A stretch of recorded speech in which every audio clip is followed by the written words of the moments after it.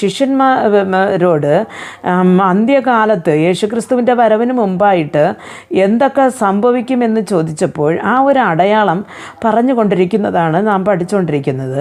അപ്പോൾ അതിൻ്റെ 11-ാമത്തെ വാക്യത്തിൽ പറയുകയാണ്, വലിയ ഭൂകമ്പങ്ങളും മഹാമാരികളും ക്ഷാമവും ഉണ്ടാകുമെന്ന്. നമുക്കറിയാം ഇപ്പോൾ ഭൂകമ്പങ്ങൾ ഉണ്ടാകുന്നതും ഉരുൾപൊട്ടലുകൾ കുടുംബമായിട്ട് ഒരു ഗ്രാമമേ അവിടെ നിന്ന് പോകുന്നതും അങ്ങനെയൊക്കെ നാം കാണാറുണ്ട്. അതേപോലെ തന്നെ പലവിധമായ മഹാമാരികൾ അവിടെയായിട്ട് വന്നിട്ട് കൂട്ടമായി ജനം മരിച്ചുകൊണ്ടിരിക്കുന്നു. അപ്പോൾ ഇങ്ങനെയൊക്കെ ഉണ്ടാകും എന്ന് പറഞ്ഞു. അപ്പോൾ ആകാശത്തിൽ പല ലക്ഷണങ്ങളും കാണുമെന്ന്. അപ്പോൾ ആകാശത്തിൽ എന്തെങ്കിലും കാണുമ്പോൾ അയ്യോ ഇത് ആ യേശുവായിരിക്കും അല്ലെങ്കിൽ യേശു കാണിക്കുന്നു എന്ന് ആരും നിങ്ങൾ വിചാരിക്കരുത്. അത് അന്ത്യകാലത്തിൽ ഓരോന്നും നടക്കുന്നതാണ്. അത് കണ്ടിട്ട് അതിൻ്റെ പുറകെ നിന്ന് പോകുകയോ അതിനെ വിശ്വസിച്ചിരിക്കുകയോ